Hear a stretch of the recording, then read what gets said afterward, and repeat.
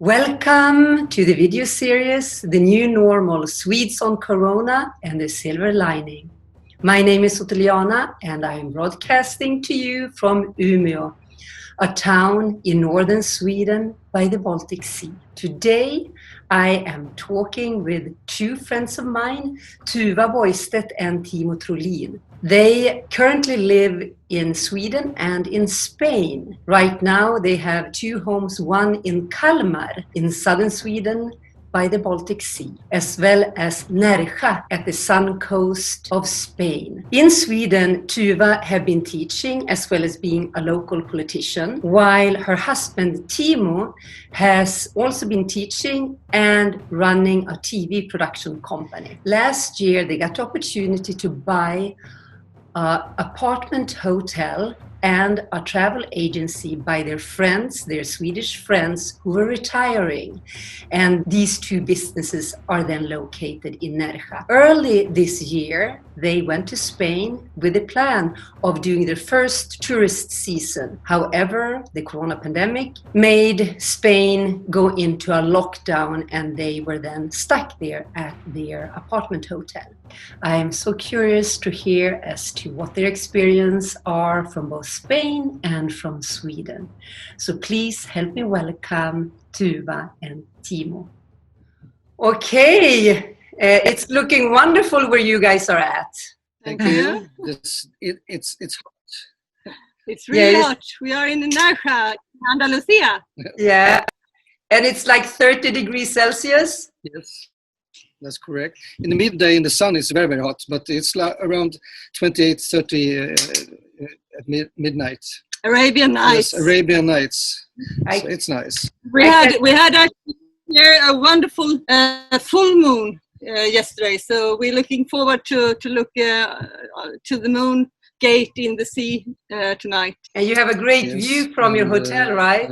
Yeah. Yes, we have. Could you tell us a little bit more about your experience and your journey and how come you ended up in this paradise, although you come from a beautiful place in southern Sweden as well? Yes. Yeah, Should I start? Yeah. So we don't we like two squirrels talking.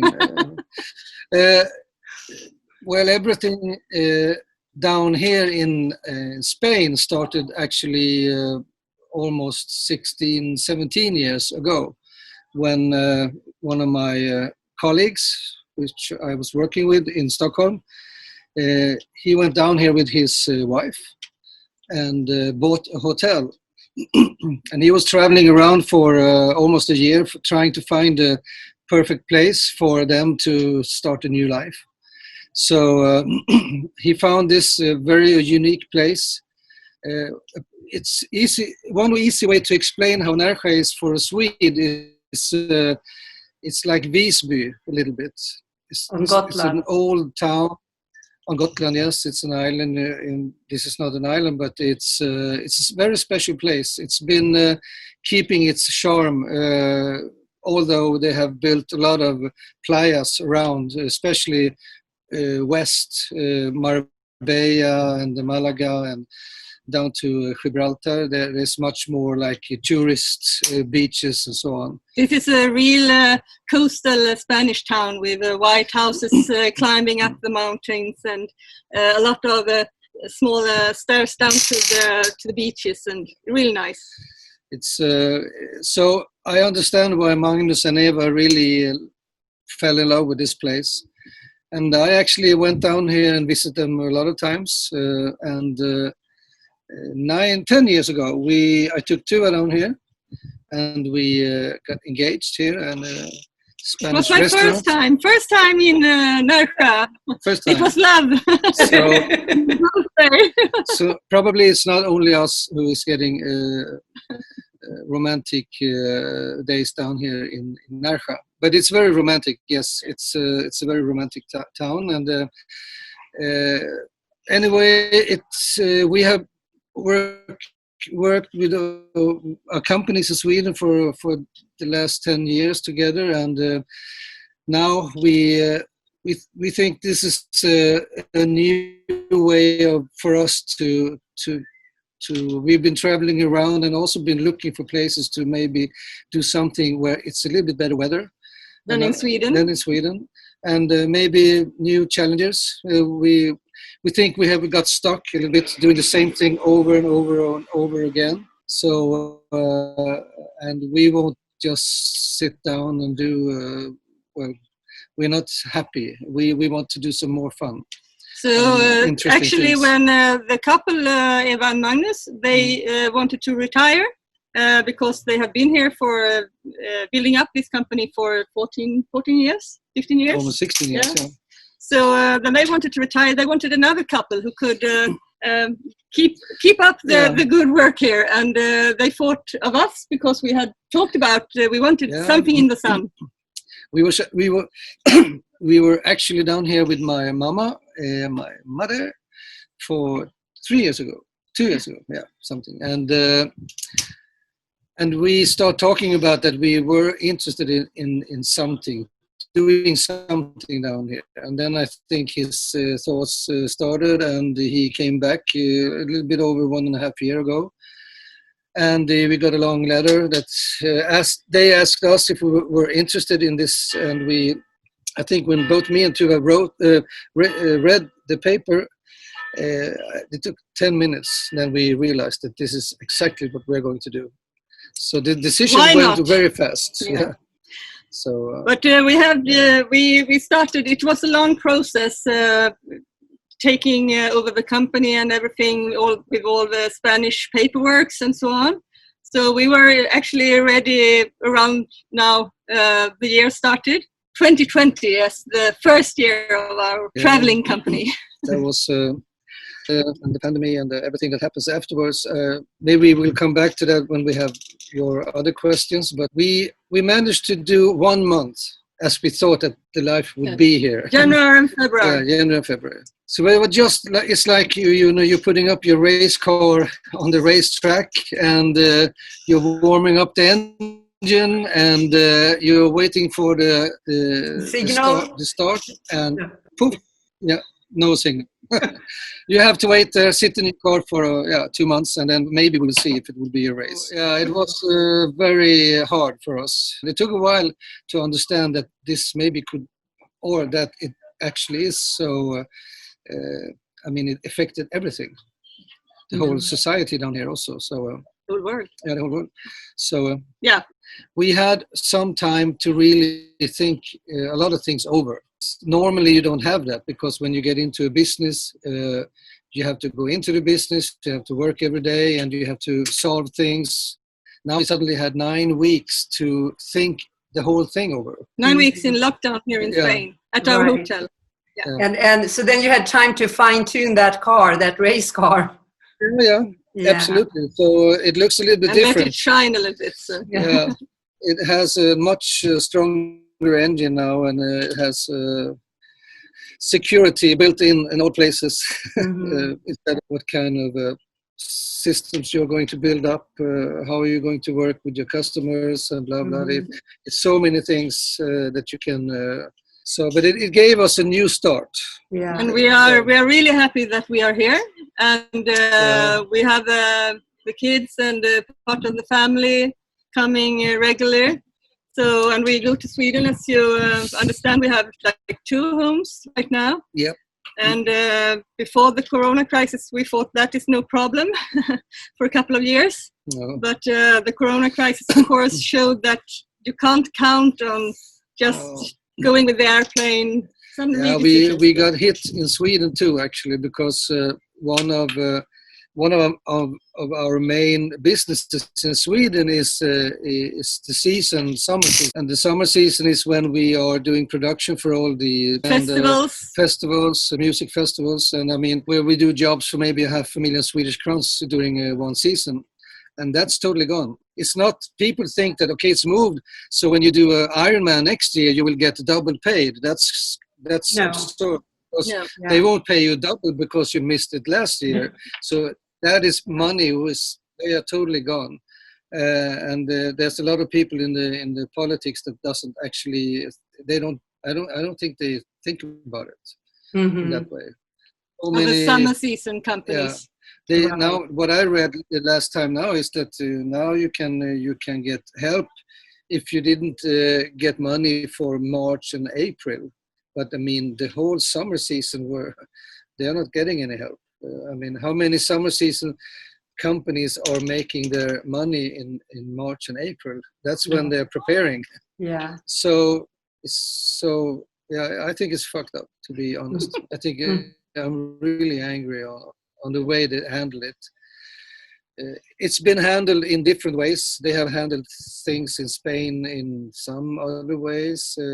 I think they've been quite fast, but they've also been very hard to this business, the tourist business. It's been really, I think it's been so tough for all these restaurants and cafes and hotels, and also people who has the lowest salaries. It Even was, from the beginning. Yeah, it was a complete shutdown here for 9 weeks. How do people survive that? I don't think some of them actually have a lot of problems getting even lower in the society, and they need help. I think they take help from families, of course. Yeah, they have a culture of sharing with each other and taking care. Yeah. And it was also Spain went quickly a way to that people got salary being at home. If they closed the restaurant, send home the staff, but they got money from 70% from the state. Yeah. Right. Our business, the travel agency, had at the moment 5 employees. And that with us included. So, but we are called autonomous. That means that we are the owners. So we take autonomous salary. That means that we are actually not taking any salary because we are the owners. But anyway, so 3 of our employees, they went home full time and got money from the state. And we have a couple of tour guides also. They also got into this Arte. It's called Arte. And it's been like that all the way until the 1st of July. And then they call it rescue 2 of our staff for 50%, paying the salary as for 1 person. And it's many restaurants who have waited because they wait for the tourists to come here now, yes. Because now in this season it comes a lot of Spanish tourists from big cities. There it's really hot now, and here in Närsjö it's quite sea breeze, so it's a little bit better to be here. Yeah, but it's like in all countries, everybody goes to the coast. To the coast, yeah. And this is one of those coast cities and villages where there's a lot of Spanish people. So what we have now is we have had actually closed down for almost since March, even until now. So from 1st of July we have a restart. Yeah, and from this week is the first week we actually have all our apartments out rented. Ah, okay. And that's from the Spanish people coming from Madrid and Barcelona. Yes. We had some British bookings stayed again because of the British government's quarantine rules. Yeah. Right. So they had to stay in Britain. So that was quite hard, and I think that was quite hard for not so much for us because we got covered up with the other families from Spain. But there's a lot of businesses here, especially the restaurants. They have a lot of English people, and survive just because they're English people. So that's hard. When we go through the questions, I would love if you could, relate to both Sweden and to Spain, as you're in a unique situation, being so part of both countries, both experiences. So anytime where you can draw a parallel, please do. But the first question: how has the current coronavirus crisis changed the way you live? And are there any positive changes you'd plan to integrate into your life more permanently? Yeah, we were in lockdown here. We are only allowed to go out with face mask and gloves and go shopping once a week for supply, food and so on. Food. Yeah. And even if we was in our big empty hotel, it was no problem for us moving around in the hotel, but you felt like in a prison. Anyway, it was a strange feeling actually to be like fugitive, but everything was working. Wi-Fi, electricity. I mean, everything was okay. You knew that there were a lot of police out, and if you went out, they would give you fees, or they will take you to the police station, whatever, because you were out. But the reason was not because you were having a gun or anything. It was like a war, but it's you didn't have any threats actually, because you couldn't see the enemy. Yeah. So it was the corona. And I think for Swedish people that is very strange, because in Denmark and in other Scandinavian countries, they actually have been in the war before. So we have traditions with I mean, Denmark was occupied from the Germans, also Norwegian. The Finnish people is fighting. They always fight. So, but I mean, in Sweden, for us in Sweden, it's very kind. Sweden, this is something Swedes is really prepared for. So that was very strange. Yeah, and be restricted by a lot of rules. Some of them that you feel is their scientific proof to need this, but of course every country had to take their own rules from their culture and their situation. Here, for example, a lot of old people live in the homes, so they were of course really scared that anyone, the school children, if they got COVID, it would be go home to their grandmama. So they had really strict rules, and for us from Sweden, it was hard. So one thing that I appreciate now is I go up much easier in the morning from the bed and go out for a beautiful walk. That is really important for our health. And it's much easier because we appreciate it now to just be able to go out when we want to. Yeah. Before we took it for granted. Yeah, so then that is one thing that you will continue to do then, to integrate permanently, is the morning walk. Exactly. And also what happened was when this lockdown came, it was because the lockdown here was because they were really afraid of the people coming from Madrid. Because the people in Madrid, that's where, like in Italy, there was so many people that had this COVID, nothing down here. So they live in small apartments. It's like Stockholm. That's why people left Stockholm also when something happens. It's the same kind of, people do the same thing. So they flee to their country houses and families that live in small villages. But that's also the hard thing with the pandemic, is that you take the COVID with you out to places that you maybe never would have COVID otherwise. Yeah. And that's why they closed the beaches here. It took half day and all the beaches were closed. It took one more half day. All 500-600 restaurants and cafes did close on 6 hours. Wow. The police was going around just shutting everything down. And they took in the military.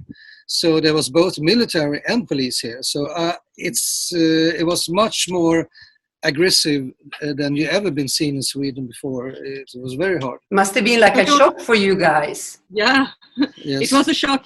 But we didn't have time then to think about it, because we had our guests here. So we had to work hard for 2-3 weeks to get everyone home, to understand what is happening, how will the rules work now, what will happen with the flight companies. I mean, we had like a chaos in 3 weeks.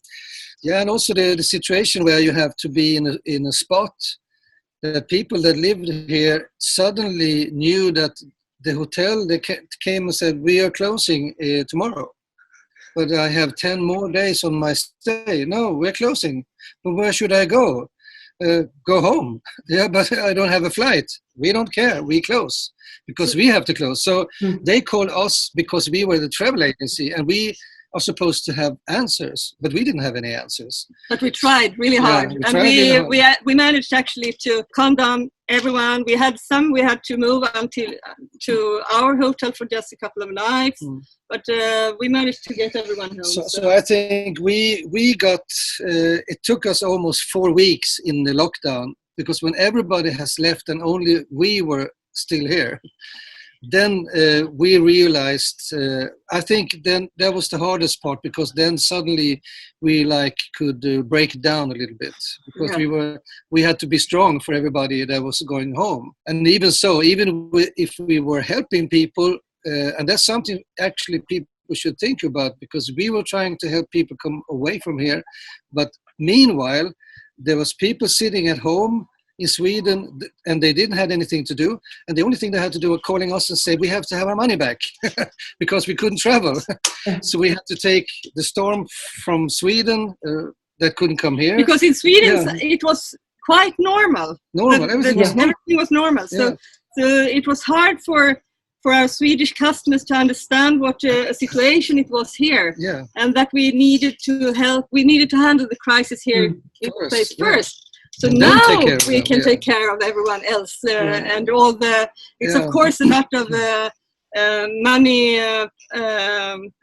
problems and questions. Yeah. What will happen with my booking now in the autumn? What refunds and also how is this work with the package law for Swedish traveling and blah blah, and I mean, even now, so many months after the lockdown or everything started, it's not even now there are clear rules how it will be and who is getting money back and so on. And it was such a unique situation, and all the travel industry has been completely turned upside down.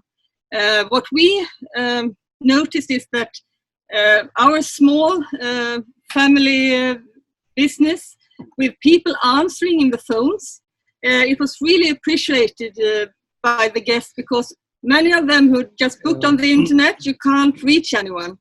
If you had booked a flight ticket and your accommodation just through some portal, it was really, really hard under a couple of months to reach someone. We were answering the phones and the emails. It seems to me that both this must be like a crash course for you guys. I mean, you're already service-minded, but like that it just needs to have lifted you to a completely different level, as well as creating a reputation, a real-time reputation.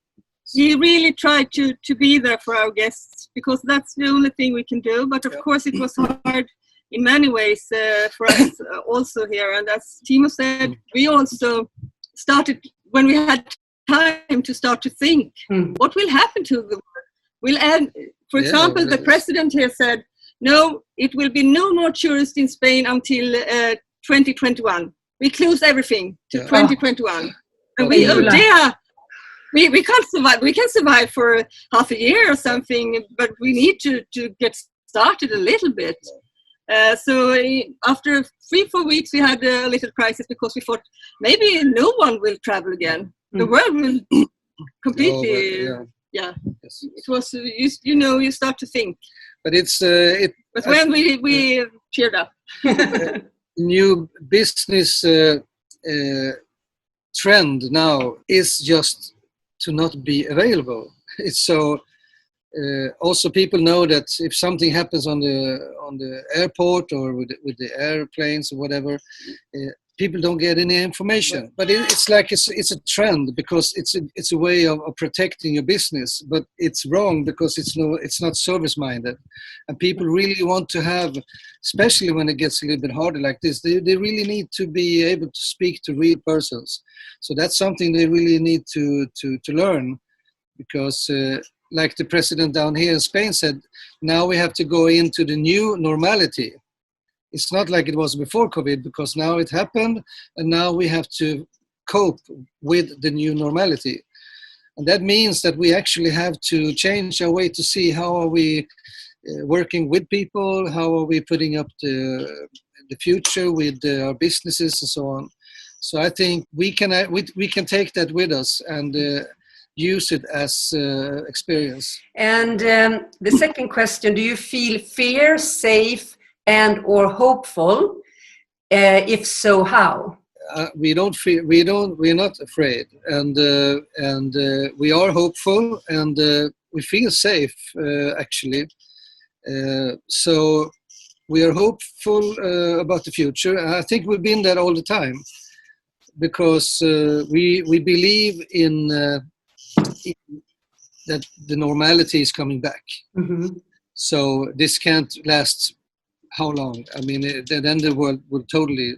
Then we have to have sacrifice or victims, because you can't go too far protecting the people, some part of the people, but in some point, other people will get hurt that wasn't getting hurt if nothing would happen. So you have to decide which level where you should stop. So I think now we reached the point where you can't lock down everything again, because then a lot of people will die of other causes. Of economic of other crisis, causes, and all other crises that you have problems in other ways. So then it's not the COVID anymore, it's the collapse of a system. So the normality will come back. So you have to believe in that this is going, this is a short, or it's a year maybe, and then you have to cope with that.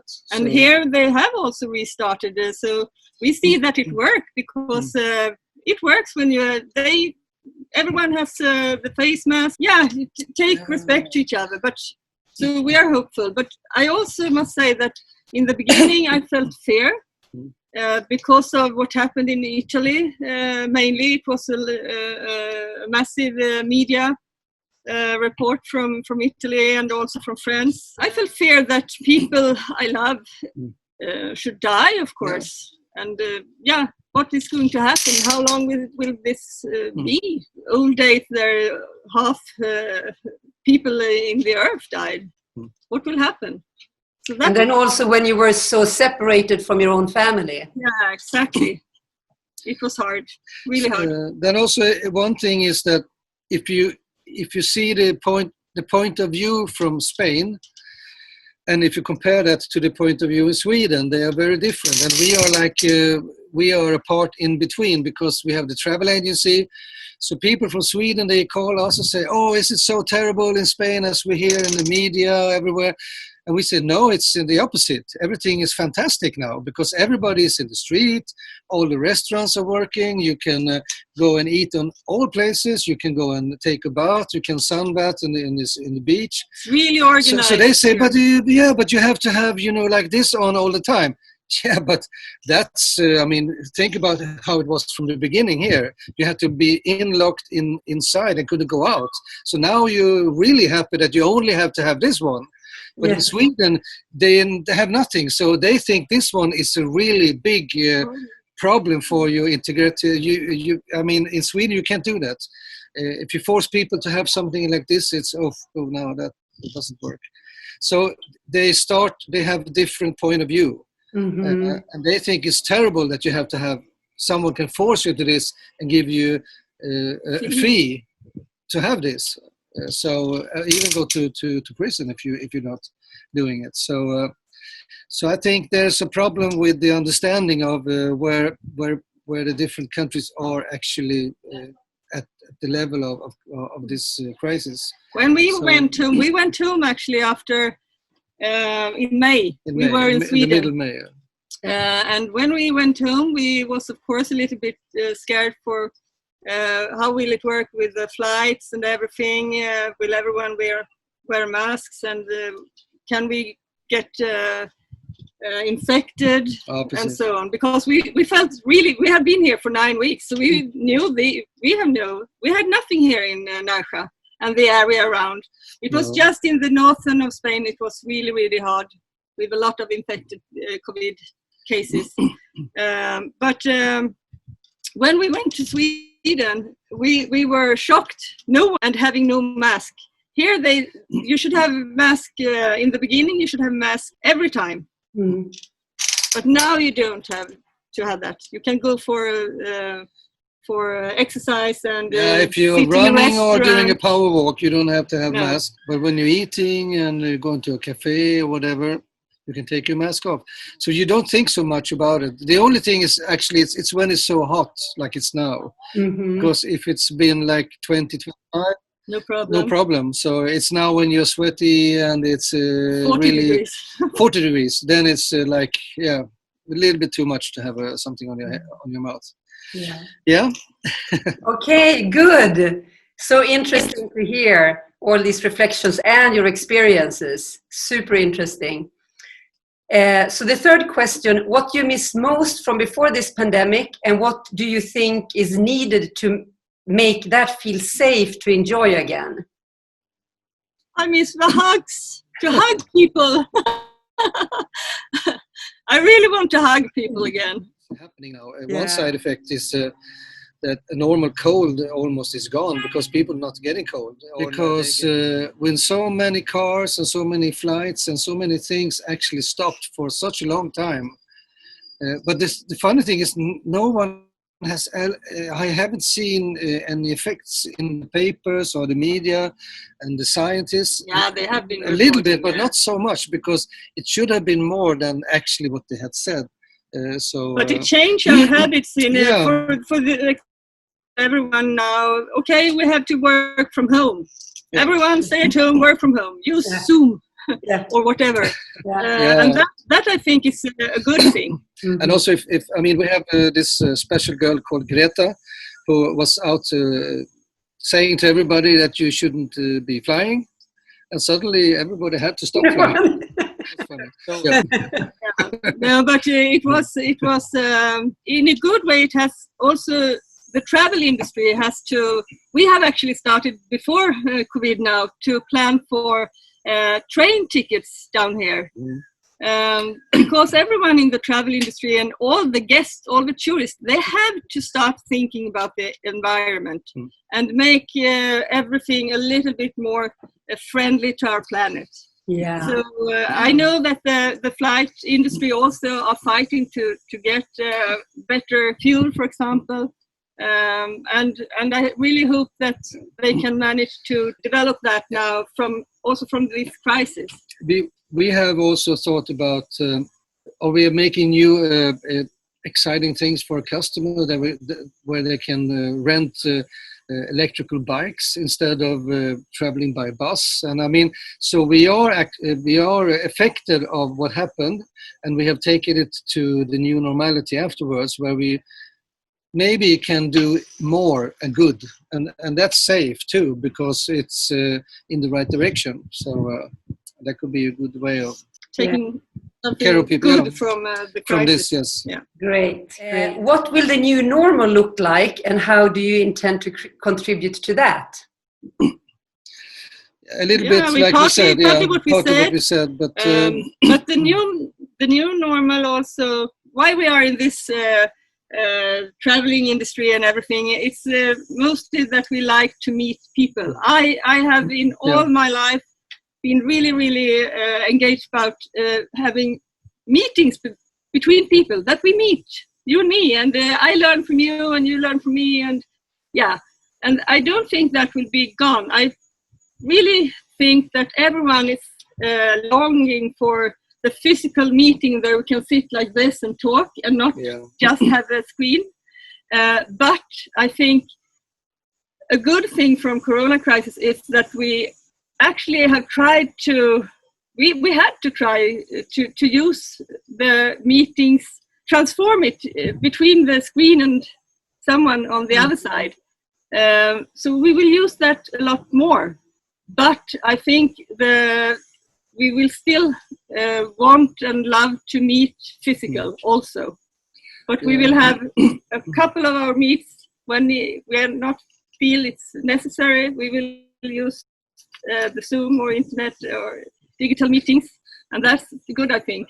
Do you think that the quality of our physical meetings will be heightened somehow from before? Will we be more sensitive to each other, appreciate more when we are physical in the same room with each other than before, or will there be no difference? I think we will. A little bit like you say, I think we will use the new technology of meeting on distance when it's needed for business and seeing each other. But I think when we have the time to see each other, we will be more intense to do things together.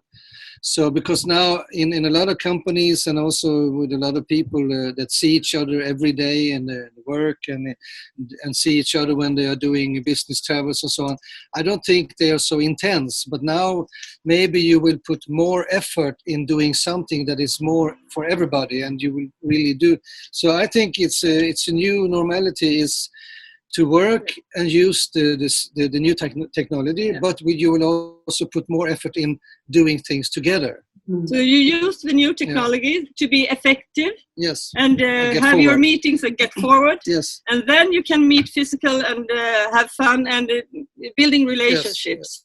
Great. In a much more way. Yeah, I think, and that's a way. Instead of we maybe are taking down a board down here, they will have their year board meeting. Maybe they will do that on Zoom, for example. But when they will celebrate the good development for the year, they can celebrate that with a travel, and then they will do more things together instead of sitting by a table and just doing business. They will more maybe go out on their electrical bikes and have a nice time and meet each other. And learn from the culture, nature, and everything. Yeah. So I think, it's a big difference, because this thing with the technology and Zoom and other technology, the normal way we have implemented this to our normal, it should have taken 10 years, but it took 2 months. Yeah. So that means that we already there where we should have been in 10 years in that way. So a lot of people maybe now see that this is actually good, because I can save a lot of money, and I can take some of the money that I saved and do something much better for my employees, for example. Yeah. So I think it's a good mix, and it's okay, because it's good quality. You can still do all the most important things like we are doing now on Zoom on long distances, and it actually works. It's good. It works. Fabulous. But what do you think about Sweden's and Spain's approach to handling the crisis? I think that Spain, they did what they had to do. I think they had to do this lockdown. They were looking on Italy. They have almost the same sort of living with the elderly people at home. So I think they did what they had to do. They could have done it a little bit more soft, and maybe restarted everything a little bit earlier, I think. But it's really hard. For Sweden, what should we say? I have an opinion about Sweden. I think it's okay what they did, but I think the big mistake was that we have the group of people that is the one that we are protecting. And in Sweden, we already almost have like 80% of that kind of people in homes. Elderly homes, yeah. So what we should have done from the beginning was to lock the elderly homes down and make very, very sure that they are not infected. But the opposite thing happened, actually. So that is a good proof of we are not prepared for that kind of crisis, actually, because we don't have that. In Sweden, we don't have the crisis handling systems between the different, from the government all the way down to people working on the spot. They should that's have, my opinion about it. Yeah, they should, and it wasn't hard to see that. No. For example, we called for the home where Timo's mama is living, mother is living, and ask them, are you wearing, other staff wearing masks and do they have gloves? Are they careful now? Because they could be infected not knowing it. No. Yeah. We follow the government's rules. They say nothing about that. No. But that was really quickly around the world, people were starting to wear that. So I think they could have done a little bit more there. So in that case, if Spain would have the same situation as Sweden, that their elderly people were on elderly homes, I think they will have had a much better success, because they have a much better system from the people taking the new rules and the people who's doing the rules. But you can discuss if what is a good because in Spain you are not far from the dictator. I mean, No. they have been But what I said, well, forced. if they had like Sweden. Yeah. But I mean, here Exactly. people have been forced to obey with rules and military, and it is in their mind from. And it's historically they have experienced that in quite generation. recently. Yeah, and in Sweden we have the other way. We have like been feed with. We should have our own responsibility, and we have a lot of people in the elderly group as our guests. A lot of them over 70, and they took their own responsibility when they flew home from here.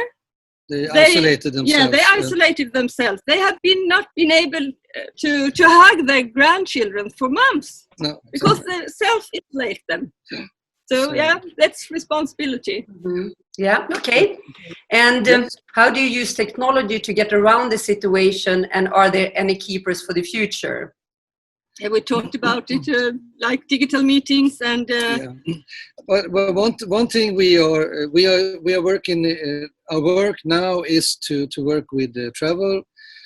So of course, Zoom is not good for us because then people don't travel. But Zoom, maybe we have to think to be a part of the solution. So we will maybe use Zoom more, or make people able to use Zoom here, so they can actually make things from here, and they can still be in contact from where they left, so they can actually go down here and work for a while and then enjoy all the things we have here. Mm-hmm. So we have to think a little bit different, but I think the technique is here to stay, so we have to cope with it. Yeah, yes. And also this now when people actually still are working from home, they could work from home in our hotel. Yeah, I mean, you can choose where to sit. Yeah. So we will actually move them down here and then let them be able to work from a little bit better weather, especially late in the wintertime. Right. I'm sure many would appreciate that. Yes, absolutely. Yeah. So also, it has been like here now when you are entering Spain, there are heat cameras to in the airport to measure if you have fever. They have a health control. Yeah, they have like a health control. So they have automatic heat cameras to see if you have fever or not. And it will be, I think it will be like with digital meetings, it will be a huge step in other technologies also. Yeah, of course. Pushed by the COVID. Yes. Yeah. From keys to digital codes or eye recognizing or whatever. Because now everybody wants to not touch anything. Anything. Everything is like, if you enter an elevator, how should you know, or how should you get to the third floor? So they are inventing new things that you maybe just hold your hand or whatever. Everything is touchless, and it's because you're not going to infect something. Right. So second to last question: do you see people in groups using the current crisis as an opportunity to create new or better systems in some kind of way? If so, how? Could be technological, but it could be other types of systems, or societal, or political, or anything else. Creative. I think that the respect and that we take care of each other has grown, I think, because a little bit of the fear of this pandemic, and also that it had created groups really quickly that had their jobs and everything. I'm gonna fix this. Yeah, had the jobs and everything, but now it was suddenly gone, and then. It has been more organizations, and people are, helping each other, and in social organizations. Mm-hmm. Yeah. I don't know. I don't have any special things. The question was kind of hard. I think we have spoken a little bit about in the other answers about what is the new normality. Right. And I think there's going to be changes how, of course, how people meet. But I think like Tuva said, we want to hug people. You're also longing for a good, nice evening in the discotheque and in the nightclub. So I think we can't take that away. Right. So actually, maybe it's like you're not eating for a while. Then it's very nice to eat. So maybe people will enjoy these nightclubs in the beginning. And the traveling. Yeah, and the traveling. So I hope so, that everyone will be really hungry for traveling. Yeah. Right. But also, I think one thing also is when you have the vaccine, when this COVID is neutralized, that will be. I think a lot of things will happen then. You will have people still keeping on to the new normality, but you will also have people that is saying, shit, that now we're going back and partying again, like we did before. So I think there will be new groups with people that will be a little bit more careful because they could see the death in the eyes. You are so, you maybe is over 70 and you think, okay, we maybe will not do these last 3-4 travels we've been planning to do. Maybe we will do something at home instead. Mm-hmm. That's a new group. They're thinking in a different way, even though if there's no dangers. Yeah, it will be interesting if everything goes back like normal, that they had those thoughts that what do I priority? What is my priorities? Can I risk even to take the car, whatever I want to be with my grandchildren, and maybe I stay here and I do this, or I don't know. I think it's like you say, when you drive a car in Sweden, when you're 25, you don't see any mooses at all. But when you're 55, you see a moose behind every tree, and you maybe will hit one. So it's like now you got one more moose to think about. Perfect. Last question then. Is there a silver lining, eller som vi säger in svenska, guldkant? We say golden border. In English, is there a silver lining in the crisis in your own life and globally? Yeah. Well, the thing I can think about now we haven't talked about is that I think now when people is coming back and the business is back, you realize that you love the business. Mm-hmm. So now you really see so many opportunities when things is going back to normal again. And I think that's the main goal, is to make people, we love to make service people, we love to give them a good happening down here. And we have always been, like you say, service-minded, and also been very quick in adopt and develop and so on. But this one was really a learning time, because we had not in our plans or our fantasy that the world could change that quickly. So quickly, no. It was just a week and everything was completely different. And that has been training our ability to adapt and transform and be creative. And I mean, it's like, if you die of something, you don't have a second chance.